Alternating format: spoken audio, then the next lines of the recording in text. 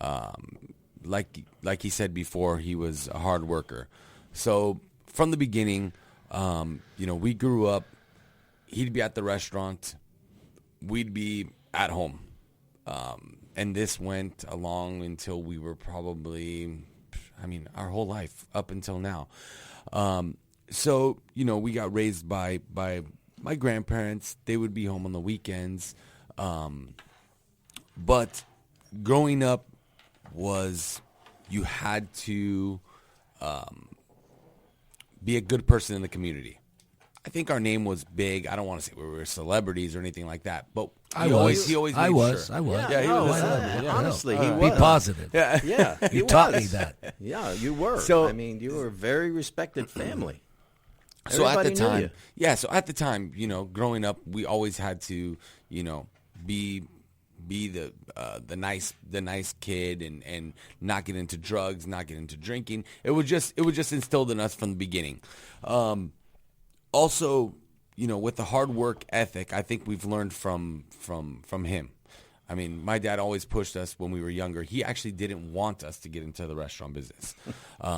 It was always, you guys got to be professionals. You guys got to go be a doctor. Because back in Italy, I think it was a little bit different than here, where being a professional, meaning a doctor, a lawyer, something of that nature was so important to them. Mm-hmm. And they looked up to those people. They looked up to the doctor because that was, the person that took care of them. Or, the lawyer. He was just that person. So growing up, he was always pushing me and my brothers. I have two younger brothers. And he was always pushing us to be better than he was, even though we looked at him as, oh man, he's Very God. successful. And he'll still tell you, nah, come on. If you guys would have become doctors, or if I would have become a doctor, I would have done this and I would have done that. He'll still tell you that. But I think he's done, very, very well for himself. And so me, when I went away to college thinking I was going to become a doctor, because I did enjoy it, and I think, he would push me all the time to, hey, you can do this, you can do this. Well, when you were young, you worked in the restaurant with him. Yeah, exactly. So that's pretty much all I knew. But at the same time, I was intrigued with watching the surgeries on TV. Back then, they used to have surgeries just on regular TV. Now you have to search on YouTube to find it. But back then, it was on TV. You'd see the live surgeries, and I'd be sitting there right next to my dad, and we'd watch it because he was intrigued by that as well. But so back to saying that. So at the same time, I was working in the restaurants as a young kid. I'd put on my shirt. I'd say, hey, Dad, let me come in with you. Put on my shirt. He'd have a little chef coat for me. I'd go in the back of the kitchen and do whatever. I don't know, whatever it was. It was going to, cut the bread in the back, doing whatever it was. At the same time, then I'd say, hey, Dad, can I come back tonight? I'd be back tonight. I'd go home, go change, put on my shirt and my tie. It'd be too big for me, and all I would do is go bring garlic bread back and forth, back and forth, back and forth. And, so the restaurant business became part of me, whether I liked it or not, or whether he liked it or not. I bet probably now he wished he never would have, had us even involved in the restaurant. Well, I don't know that. But I mean, No, he might tell you. I would say no. Yeah. No, it's a hard life. Yeah. You either have to be dedicated, and no matter what you do in life, if you're not dedicated, it's not going to come back to you as successful as you want to be. Well, it's not a 9-to-5 job, that's for sure. And you have to have your wife that has to understand, the late hours. And so you have to have a great partner to understand what you're trying to achieve or where you're going to. What's the next spot? And if she's not there, then it's not going to work. Yeah, it's a very difficult, lifestyle. And for your children. Like a military job, too. Yeah. You're never there. Growing up, going to the baseball games and going to our football games, he was never there. That was secondary. He had to go to work. And after a while, we learned, maybe we were sad at the time to say, hey, my dad didn't come. But now, at this moment in our lives, we look back at it and we say, do you know what? I think it was worth all of the sacrificing by him not coming to our games. I mean, at the time, you might be sad. We didn't become baseball players. We didn't become football players. So, oh well. But all that sacrifice led him to this successful life, which in turn made us, privileged to be able to enjoy our life a little bit better as well, So do you love So now I'm go back 20 years. Let's see. I actually started managing Busalacchi's in Hillcrest. Came back from college when I was 18 years old. I was just thinking about it the other day. Just like your father, man. Going on 16. Now it's going on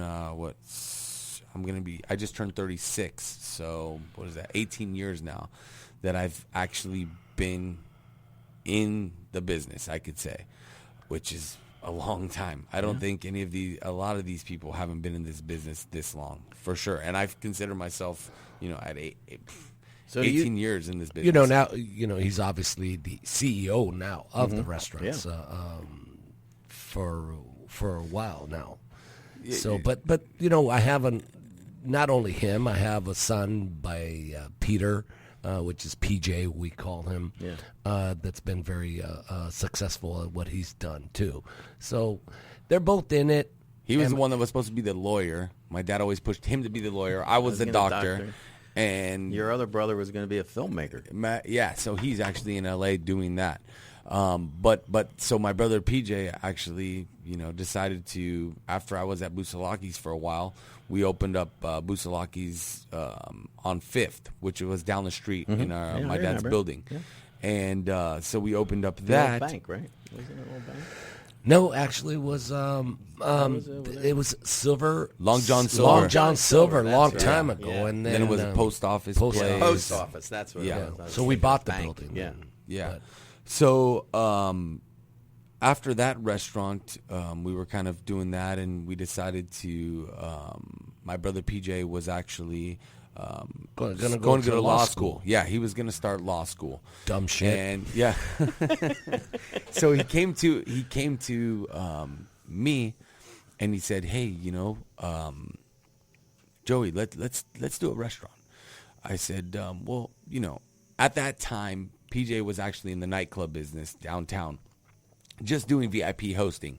So he was meeting all the young guys, all of the young guns, all of the Chargers players, all of the." Whoever would go down there, the rappers and this and that person, we were telling my brother, "What are you doing? What are you going to work down there?" "No, don't worry. I want to get my foot in the door." He's like, "I'm just working a little bit. That way I can, then I'll go to law school. But I want to take a little break." Yeah. That didn't happen. Yeah, that didn't happen. So he decides to contact me, and he says, "Hey, Joey, let me start being involved in the restaurant." I said, "All right, well, we got to talk to Dad and figure this thing out, And what did I say? He was like, "You fucking yeah, crazy. what are you doing? You're an idiot." Do you love the restaurant business, or do you love your dad's journey? Or a little of both? I love both. Yeah, good. I do. I can't see myself doing anything else. I had some, I'll get to it in a little bit, but basically, I've had some hiccups in the road, some bumps in the road, and unfortunately, I haven't been working nights a lot. And this goes back to I'm kind of skipping topics, but basically, I would actually call my now fiance and tell her I was taking care of my kids during the nighttime, and I would go to my my fiance and tell her and say, "Hey, I'm kind of bummed out. I don't have any thing to do at night. I'm taking care of the kids. It was a little bit hard on me at first. It was very difficult going from a busy restaurant to kids and dealing with homework and dealing with that." And she kind of gave me some a little piece of advice. A little piece of advice was, it's the thing about the restaurant business that I think gets you going. And I don't know, I've never really talked to him about this, is the instant gratification. And taking care of kids at home doesn't have that instant gratification. It's kind of a long journey that you have to go through. So, you're doing homework and it's crying and it's going to bed and it's doing that. I was so used to getting dressed, going at nighttime, looking at the books and seeing 300 people on the reservations, let's say, and looking at it and saying, all right, let's do this. You get done with your night, 12 o'clock comes, wow, we had great service tonight. We had a great night. It was instant. It's instant. I mean, it's a high. It's a high. It is a high. Yeah. I don't know if anybody can explain it if you're not in it, but it is a high. And I think that's what is so great about this business is that, it is a high. Whether you're tired and it's long hours and it's this and it's that, but it's the making people feel comfortable and being in the hospitality business that, it's great. So great. Yeah. It is. It's just so great. Now, how for you growing up in your generation and with your dad now with social media and stuff, trying to get him and his mindset to wrap around what you guys are trying to tweak and the promotion portion of it. How has been that journey between the two of you? I think I can and answer PJ, that. actually. I think I can answer that. As an old timer, our minds are not their minds. You work and you go home. So you don't experience other things. You're not going to go out to eat and try all the new places and all these other areas. So having them do that, I decided at one point that my way of doing business wasn't all my customers. When I started, I was 30. They were in their 50s and 60s. They're all dead. So I knew that the time would come where, I needed to do something. You got to tap into. And then that's when Joey stepped up to the plate. And that's when PJ said, hey, let's we had Popazzo at the time, which was a fine dining steakhouse, and we knew that wasn't going, the trend was not going for fine dining. The trend was going more towards, casual, hip casual. So my brother actually came up to me and said, hey, let's do this new concept. All right. So we came to my dad and said, hey, Dad, come on.